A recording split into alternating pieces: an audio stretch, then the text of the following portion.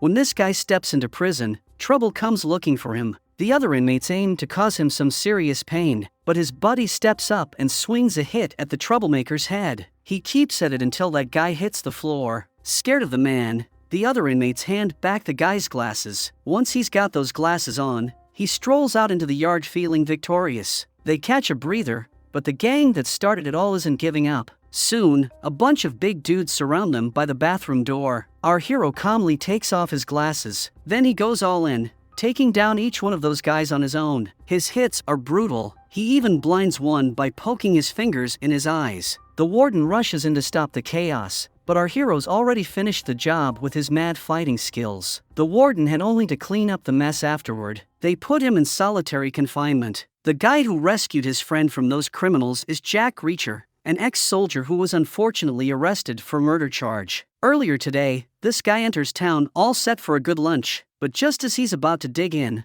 the place gets swarmed by sirens. Cops storm in, waving a gun and accusing him of murder. They order him to surrender. He calmly settles the bill. He follows their orders and ends up at the police station. Chief Detective Oscar Finley takes charge of the interrogation. That's when Reacher gets hit with the news about a recent murder in town. The body was found near an overpass by the highway. It is hidden by cardboard. The victim is a guy in his 30s. He took 2 close-range shots to the back of the head and got a brutal beating after death. The police finger Reacher as a suspect for 2 reasons. First, someone spotted a dude of similar height wandering the highway earlier. Secondly, Reacher's army background apparently makes him seem capable of pulling off a murder and covering it up. Reacher maintains his composure despite the accusations. Initially, he disproves the charges, and then proceeds to establish his innocence by reconstructing the crime from the available evidence. In his narrative, he theorizes that 3 individuals were involved in the crime. First, a proficient shooter who was skillful with firearms and collected the brass. The second one is a psycho responsible for the post-mortem beating, and a third person who concealed the body beneath cardboard. Reacher argues that a psychologically disturbed person wouldn't logically think to hide the body. He reinforces his belief that 3 culprits were at play, clearing him from direct involvement. Although Detective Finley acknowledges the compelling details, he remains stubborn and refuses to release Reacher. According to Finley, Reacher still matches the description of someone seen walking near the highway close to where the body was discovered. In his defense, Reacher admits to walking into town from the bus and crossing the highway. However, he denies being the murderer. The interrogation shortly ends when Detective Finley tracks down the man whose number was found in the dead man's shoe. The man is Paul Hubble. He is visibly anxious and spooked by a car parked outside his house. Without thinking much, he swiftly confesses to the murder. He's taken away, and Reacher is freed. But despite Hubble's confession, the cops remain unconvinced he's the actual killer. Desperate to leave town, Reacher finds himself still under suspicion by Detective Finley. Using his sharp observation skills,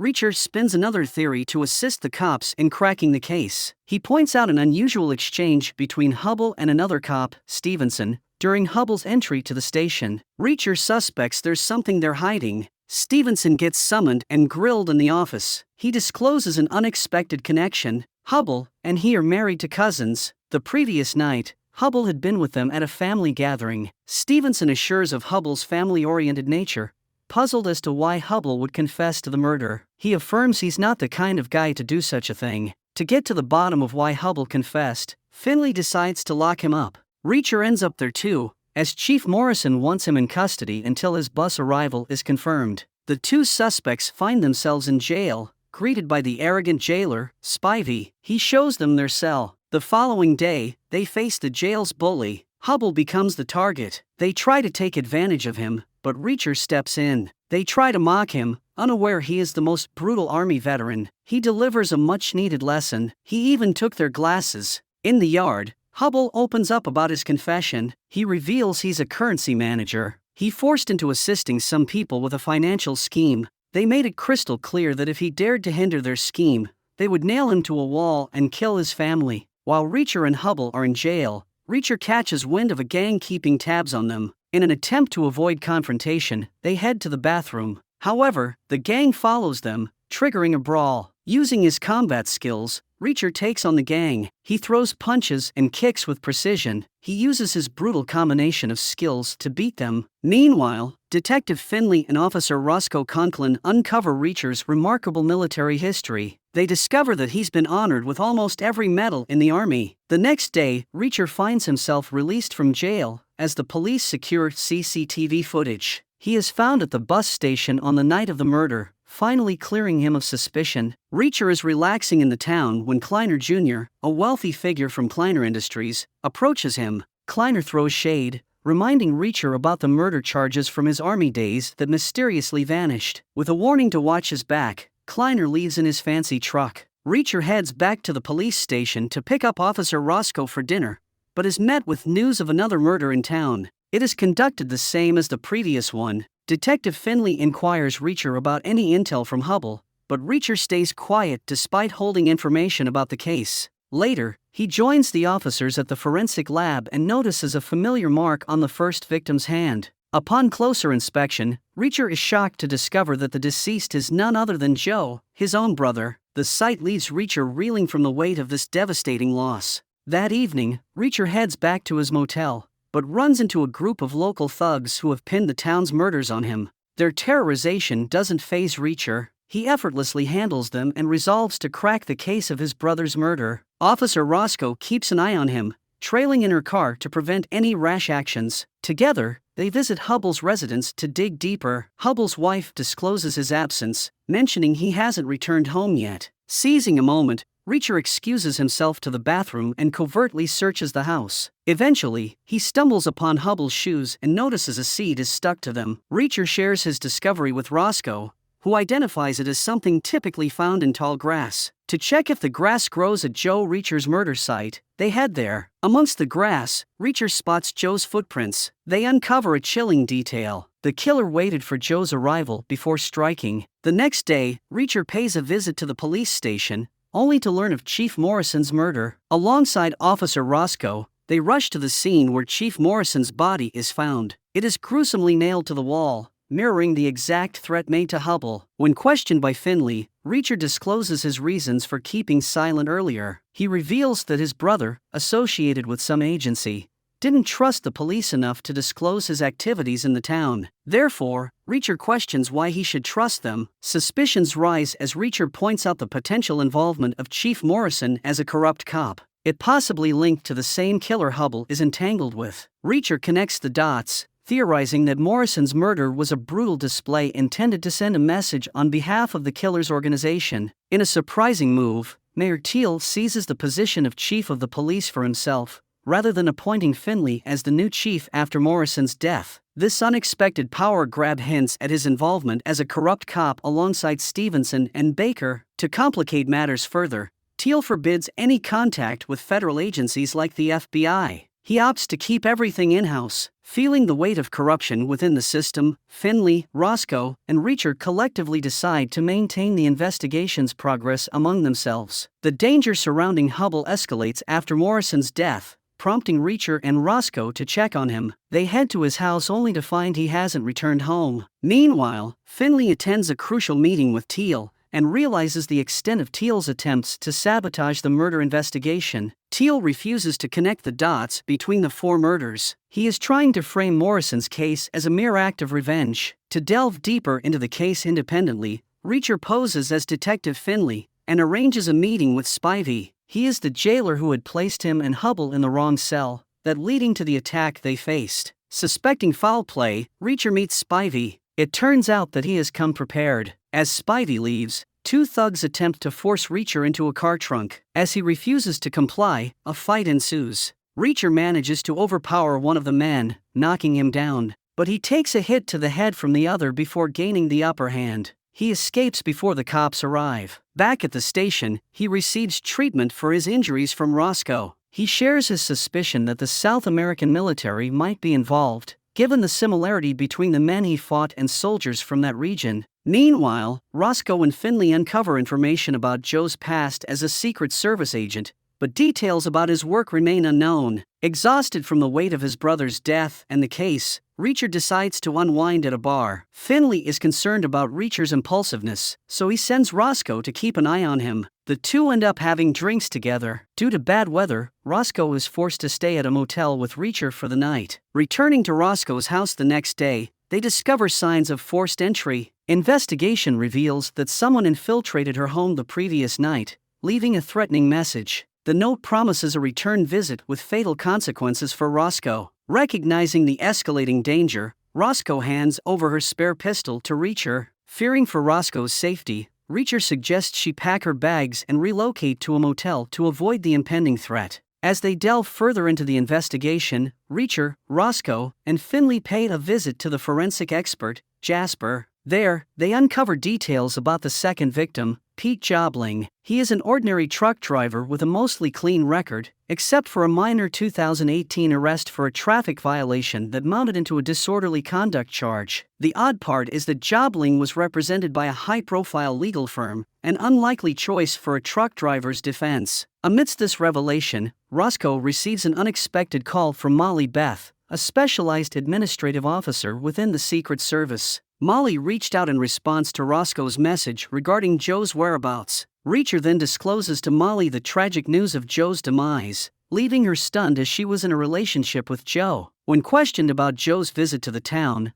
Molly discloses that he was engaged in a classified investigation. Unfortunately, she lacks specific details. She further tells the trio that Joe served as the director of the Office of Investigation and headed their anti-counterfeiting department. According to Molly, Joe had informed her that he had successfully stopped all domestic counterfeiting and shifted his focus to international operations. Reacher quickly connects the dots, realizing that Joe might have been investigating the South American. He urges Molly to promptly send him hard copies of Joe's files, hoping to gain insights into the case Joe was working on, and potentially link it to the ongoing investigation. Finley decides to pay a visit to Spivey's house, only to find it deserted except for a call log indicating contact with Kleiner Industries. Soon after, he becomes the target of an attack by South American police who misunderstand him for a thief, but it was evident that they deliberately engaged in aggression. Simultaneously, Reacher heads to the law firm to dig into Pete Jobling's traffic violation case. Faced with a refusal to provide the case file, Reacher takes matters into his own hands. He uses the phone cord to suffocate the lawyer until he gains access to the crucial information. In the midst of this, Roscoe plays a double game. She pretends to comply with Teal's orders while secretly collaborating with Finley on a different agenda. Stevenson attempts to pry into the case's progress, but Roscoe denies any association with Finley. She maintains her lie for the time being. During lunch, the trio shares the information they've gathered on the case. Reacher discloses a crucial connection. Pete Jobling worked for a company contracted to Kleiner Industries in the town. Notably, when Jobling faced legal trouble, Kleiner footed the bill for his legal fees. The presence of Kleiner Industries in Spivey's call logs, and this financial link raises suspicions that Kleiner Industries might be involved in counterfeiting. The possibility of counterfeiting implies fraudulent imitation of trusted brands, which is a severe crime. Considering Joe's role in the anti-counterfeiting department, it aligns with the possible case Joe was investigating before his demise. The pieces start to fit together, hinting at a complex web of fraudulent activities tied to Kleiner Industries. Reacher and Finley head to Kleiner Industries to seek answers. Welcomed by Mr. Kleiner's assistant,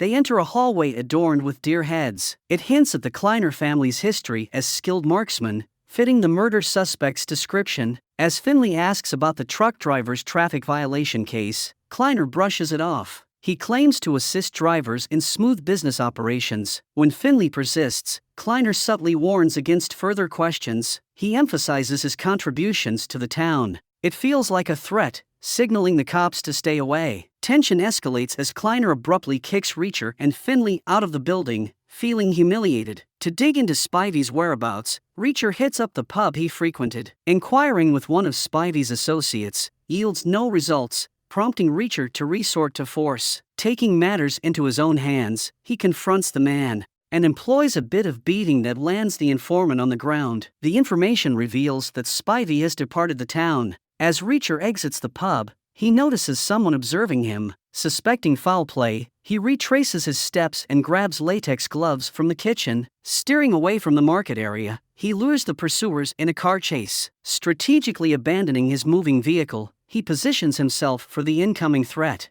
As the armed men approach, Reacher skillfully shoots them from behind. After ensuring the removal of any traces, Reacher collects the spent bullet shells. He then dons the latex gloves to avoid leaving fingerprints on the bodies and inspects them. Intent on concealing the evidence, he attempts to stash the bodies in the car trunk. To his astonishment, the open trunk reveals Spivey's lifeless body. Without wasting time, Reacher smashes the phones of the men and swiftly checks the trunk. To his surprise, he discovers surveillance equipment. It indicates that their every move was closely monitored by the organization. To dispose of the bodies, he stuffs them into the trunk. Facing a spatial challenge with 3 bodies, Reacher resorts to breaking a man's leg to make them fit. Meanwhile, Kleiner Jr. approaches Roscoe and cautions her about Reacher's past murder accusations. Reacher then gets a call from Finley, who shares startling news about Hubbell's deceit. It turns out that he hasn't worked at the bank for a year. He has kept it a secret from his wife. Finley also shares intel on a rental car possibly linked to Joe. The duo arrives at the burnt car location.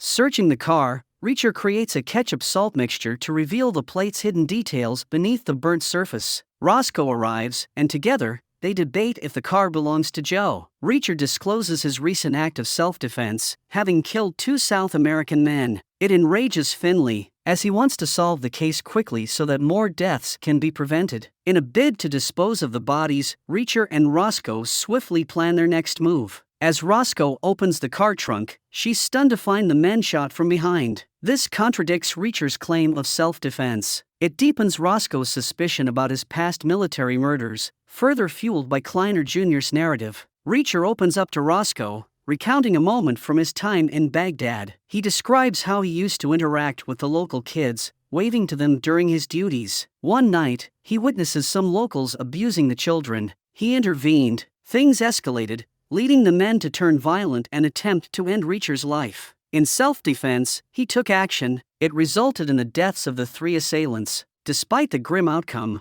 Reacher firmly believes he did the right thing. Roscoe grasps the gravity of the situation and empathizes with Reacher's actions. She understands the necessity of his response to protect the innocent. The duo make their way to the airport to hide the bodies, executing a plan to evade detection. Reacher sabotages the CCTV cameras by tampering with the wires, diverting the guards' attention. Maneuvering the car into the parking lot, Roscoe erases any fingerprints and removes the number plate. Meanwhile, as the guard focuses on fixing the cameras, Reacher switches the car's number plate with another vehicle's. With the bodies disposed of, they opt to stay at a hotel. Reacher strategically places toothpicks in the door hinges to create noise if someone tries to force entry. This setup buys him time to arm himself for defense. Additionally, he secures the door with a chair and tightly closes the curtains using a hanger, fortifying their temporary shelter. Amidst these precautions, a call from Molly informs them about successfully gathering Joe's work files. The next day, Reacher and Roscoe visit the truck driver's residence,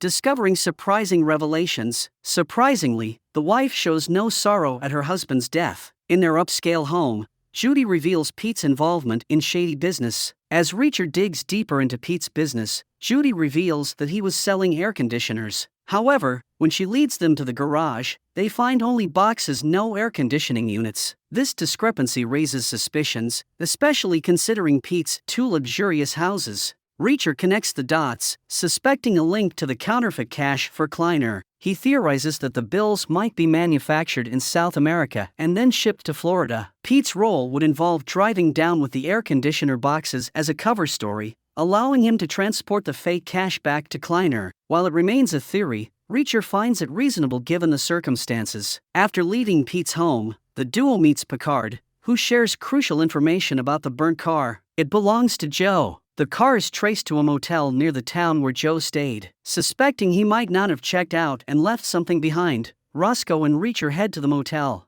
Reacher knows Joe's habit of keeping notes. At the motel, they learn from the receptionist that Joe did leave a briefcase and a garment bag. However, someone had already picked them up half an hour ago. Thinking like his brother, Reacher speculates that Joe might have stashed notes in the garment bag. It is because the bag is an overlooked spot for important information. Checking the dumpsters, Reacher finds the garment bag. As they search through it, they discover a note. Before they can comprehend its significance, the organization's men attack. Bullets fly, forcing Reacher and Roscoe to take cover behind a car. To divert the attention and protect Roscoe, Reacher runs in the opposite direction with the note. The men pursue him, firing continuously until their car gets stuck. Seizing the opportunity, Reacher retaliates and eliminates one of the attackers. Witnessing his cousin's death, the other man pursues Reacher. He attacked, breaking the man's arm and disarming him. However, the man still poses a threat with a spare gun. Before he can act, Roscoe intervenes and shoots the man dead. Angry at Reacher for risking his life to save hers, she asserts her independence and refuses to be cared for more than their own lives. It's in this intense moment that Reacher reveals his emotions, expressing his reluctance to lose anyone else.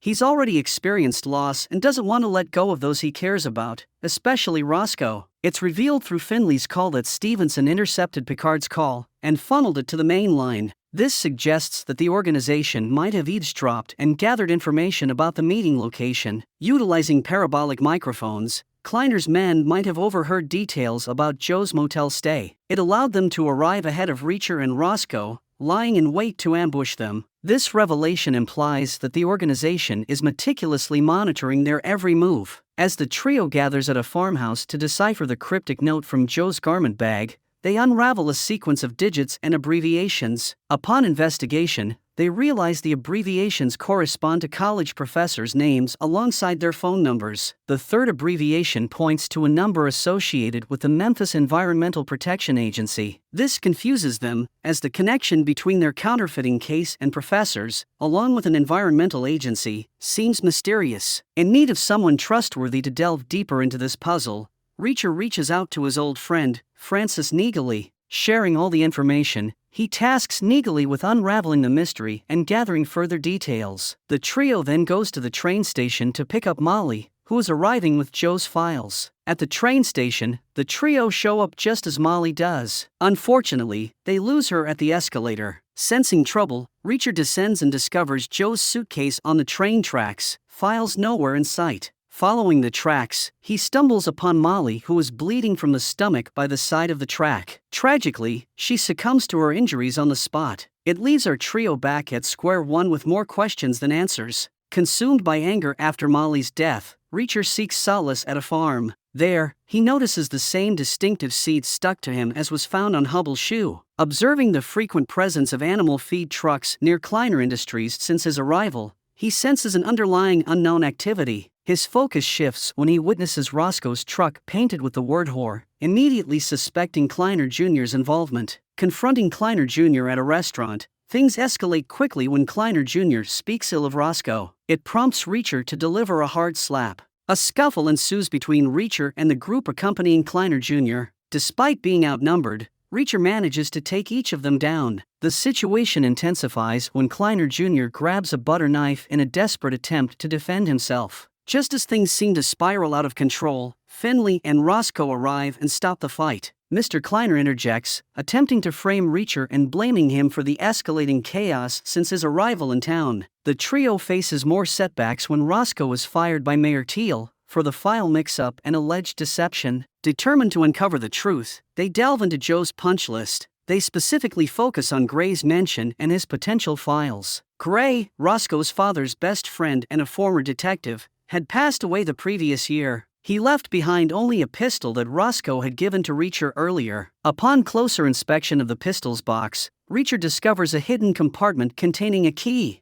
Though Roscoe is convinced she doesn't possess a locker, Reacher recalls Roscoe mentioning Gray's weekly habit of getting a trim. Reasoning that something might be stored at the barbershop, they visit Mosley, the elderly shop's owner. He shows them a box given to him by Gray. As Roscoe opens it, numerous files are revealed. As they sift through the files to gather evidence against Kleiner Industries, they stumble upon something peculiar. Kleiner had purchased 116 cattle at once. It dawns on them that the number is strategically just below the threshold that triggers state authorities to inspect animal feed shipments. This clever trick allowed Kleiner to bring in a significant amount of animal feed without raising suspicion. The investigation takes a grim turn, when Roscoe realizes that Gray didn't die by suicide but was murdered. Seeking answers, she enlists Jasper's help to obtain a picture of Gray's head wound. Upon closer inspection, it becomes evident that he didn't sustain the injury from a fall but was struck by someone. Filled with rage upon discovering the truth about her uncle's death, Roscoe storms to the police station. In a fit of anger and grief, she confronts Mayor Teal and lands several punches in his face. Teal starts bleeding from the nose as chaos erupts. Sensing the imminent consequences, Finley intervenes. He pulls Roscoe away from the escalating situation to prevent her from being arrested. On the other hand, Reacher meets with Neagley and discovers that JW on Joe's note refers to Jimmy Dupree Wilkes. He was an EPA investigator. However, Wilkes was tragically gunned down in his home. The FBI's conclusion of a random robbery seems dubious, considering the murder weapon had a silencer and nothing was taken from his house. The post-mortem beating of the body, mirroring what happened to Joe, raises suspicions. Neagley's investigation traces Wilkes' death back to Clarin Chemicals, a company that Kleiner Industries owned before its quiet dissolution. The company was responsible for illegally dumping toxic substances into the Mississippi River. Now, 2 Memphis patrolmen claim to have a criminal informant willing to reveal details about the EPA investigator's murder. Neagley and Reacher meet with officers, including Ocean, and manage to extract a crucial name, the Viking. However, the situation takes a dark turn when the other officer turns his gun on Ocean. He is also forced to work for Kleiner Industries, just like Hubble. Driven by desperation to protect his family, the officer kills Ocean and plans to eliminate Reacher and Neagley. The confrontation intensifies, leading to a car accident that falls into the river. Initially, the officer pleads for help.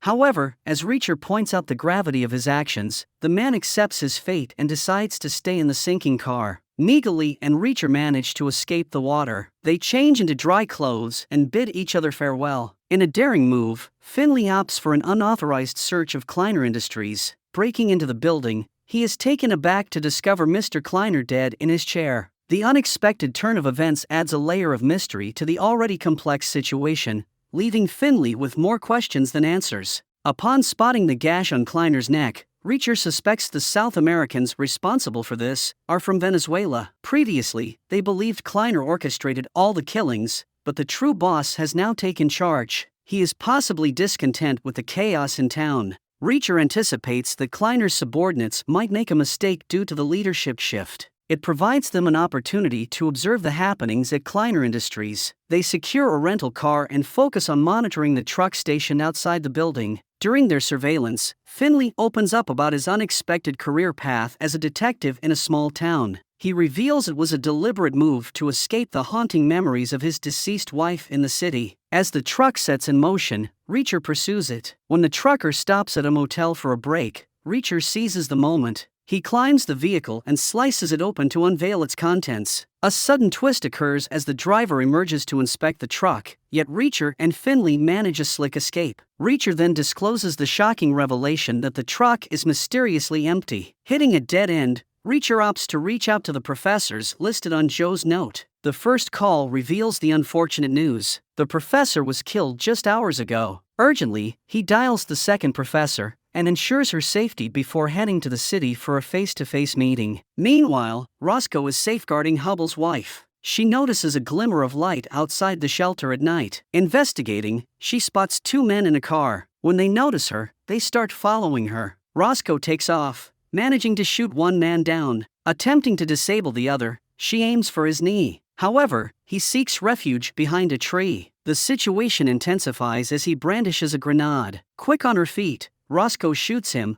causing the grenade to drop. Before he can react, it detonates and kills him. Eventually, Roscoe joins Hubble's wife, Charlie, and his girls as they trek through the woods in the morning. Over a meal, Charlie admits to knowing about Paul's deep involvement with Kleiner. Paul was lured by Kleiner to go to Venezuela under the guise of meeting a significant client. While going through financials, the harsh truth hits Hubble. He unwittingly became a part of Kleiner's criminal web. The money he moved was linked to an international counterfeiting scheme, and to solidify his compliance, Kleiner has a man brutally crucified right before Hubble's eyes. It leaves him no choice but to comply with their orders. Soon, Picard joins the duo and ensures the family's safety. Meanwhile, Reacher heads to the city. He locates Professor Castillo at the police station, where she seeks refuge due to impending danger. Castillo is an expert in international and domestic monetary policies. Securing a meeting with her, Reacher learns that she and Joe had been collaborating.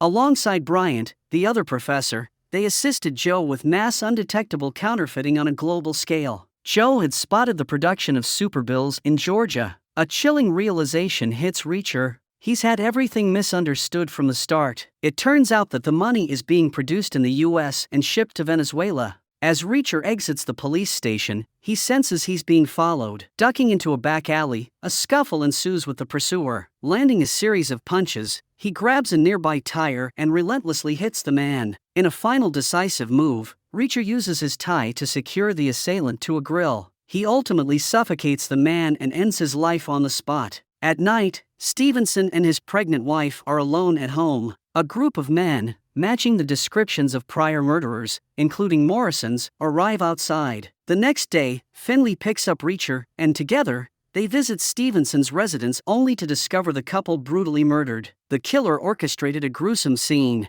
They position mirrors around Stevenson, ensuring he witnessed his wife's agony wherever he turned. Finley believes Stevenson fell victim because they suspected him of collaborating with Reacher and Finley. The killers aimed to extract information from him and resorted to torture when Stevenson remained tight-lipped. Finley faces the consequences of his failure to solve the case as Teal fires him. Teal also warns Reacher to stay out of the investigation, not wanting him involved in any capacity due to his non-cop status. To see Officer Baker's potential involvement with the killers, Reacher arranges a meeting. He plants the idea that Finley is the prime suspect for the murders in Baker's mind. Reacher then reveals his intention to break into Hubbell's house, searching for clues tying him to Finley. Having successfully influenced Baker, he shifts focus to the mechanic who rented him the car during the truck chase. There, he notices an oddity. The mechanic uses kitty litter as an absorbent for spilt oil. Later, Reacher gears up for his late-night visit to Hubbell's house.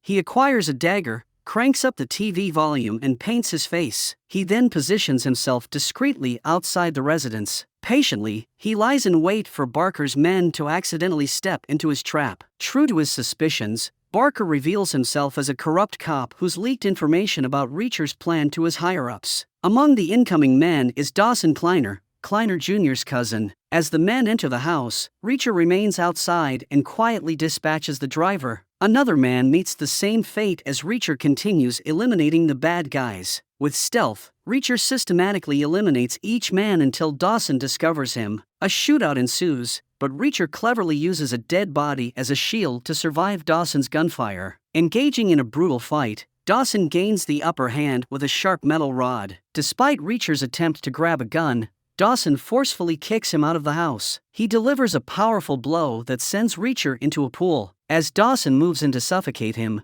Reacher seizes the opportunity. He grabs the gun submerged in the pool and fires multiple shots at Dawson. With Dawson's demise, the murderous group responsible for the town's spree of killings is finally eradicated. Reacher collects all the guns, stashing them in his car trunk. Due to his fall into the water, the information on Joe's note fades. It allows Reacher to grasp the true nature of Kleiner Industries' activities. He promptly calls Roscoe, enlightening her on the missing link in their investigation. It turns out that all US dollar bills share the same size. Combining this insight with Paul's financial expertise, Reacher deduces that Paul was satisfying Kleiner by providing a fresh supply of $1 bills from cash-intensive industries. These bills were then shipped to Margrave from across the country. Kleiner Chemicals appears to have developed a method to remove ink from the bills, leading them back to animal feed. Animal feed contains an absorbent ingredient that washes off the ink from the $1 bills. Once cleaned, the bills undergo a process of stripping, beating, and reprinting to resemble regular $100 bills. This intricate process unveils a massive counterfeiting scheme orchestrated by Kleiner Industries. The truckers transport the counterfeit money to Florida, where it awaits its final journey overseas to Venezuela. In a tense moment, Reacher briefs Finley about the scheme. However, their conversation is interrupted by three men arriving outside the motel, hunting for Finley. To ensure their survival, Reacher guides Finley through a plan. First, Finley cranks up the TV volume to create a diversion, and then starts breaking through the wall into the adjacent room. After several strikes, he breaks through and flees through the room's window. Before driving off, Finley punctures the assailant's car, tires to delay their pursuit. With quick thinking and decisive action, Finley successfully dodges this life-threatening situation and escapes unharmed. In pursuit of fake cash as crucial evidence, Reacher and Finley follow the lead from Joe's note to Pete Jobling's home. However, they are shocked to discover the house is reduced to ashes. It dawns on Reacher that Pete may have another residence, his parents' place. They arrive at the parents' house and start a thorough search, eventually stumbling upon bundles of counterfeit money. This discovery provides them with concrete evidence against Teal and the Kleiners. Finley is tasked with informing his friend, FBI agent Picard,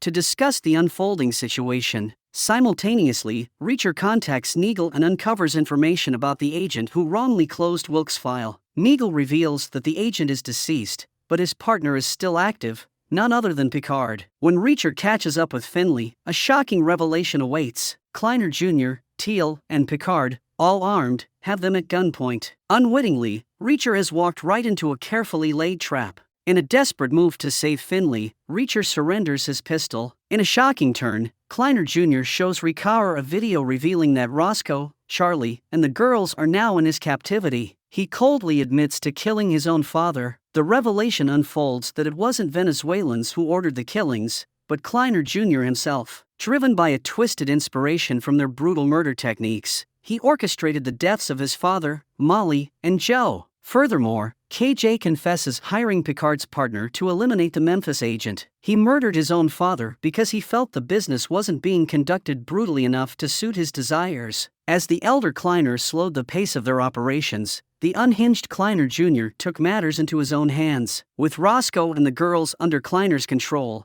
Reacher is given the task of locating Hubble. He is still alive and in hiding. Picard is assigned to closely monitor Reacher's every move. Using his sharp intellect, Reacher quickly deduces Hubble's likely hiding place. Seizing an opportune moment in a restaurant, Reacher creates a distraction as a waitress brings a peach pie. It enables him to steal a fork. As they exit, Reacher punctures the car's tire with the fork, which results in a flat tire. While retrieving a spare from the trunk, Reacher gains access to the pistol he stashed there earlier. Playing mind games once again, Reacher manipulates Picard into believing they need each other and should surrender their guns together. Falling for the trick, Picard hands over his weapon, allowing Reacher to shoot him. Reacher makes his way to the city and successfully locates Hubble's hiding spot. Upon finding him, Reacher escorts Hubble back to the town. He briefs him on the unfolding events and exposes Kleiner Jr.'s role in the murders. Amid their conversation, Hubble discloses how he sought assistance from Joe in orchestrating and managing the counterfeit scheme. The situation escalates as Baker tortures Finley. However, Reacher intervenes by crashing a car into Baker, ending his life. Hubble arrives and joins Reacher. Together with Neagle, they prepare for the final confrontation. Arriving outside the company building,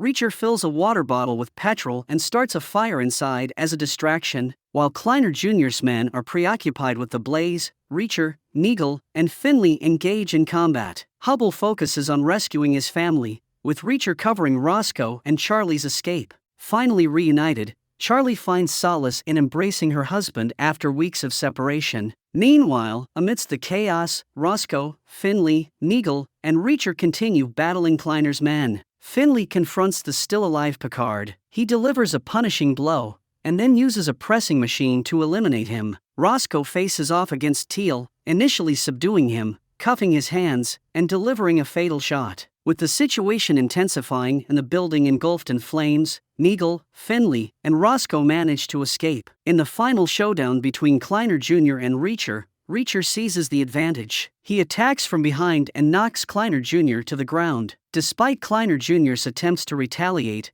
Reacher forces him into a bleach mixture, and then kicks him into the raging fire. The chemical ignites, engulfing Kleiner Jr. in flames. It leads to his demise. The fire spreads, consuming the entire industry. However, Reacher manages to escape unharmed. After spending the night with Roscoe, Reacher pays tribute to Joe's memory by burying the Medal of Bravery in his honor. It is an heirloom from their grandfather, awarded for bravery in the face of danger. Reacher's mother had given him this medal on her deathbed. With the case solved and justice served, Reacher and Roscoe share a goodbye kiss. Reacher hits the road once more, ready to take on the world. The story concludes with Reacher resuming his journey, leaving the town behind as he embarks on new adventures.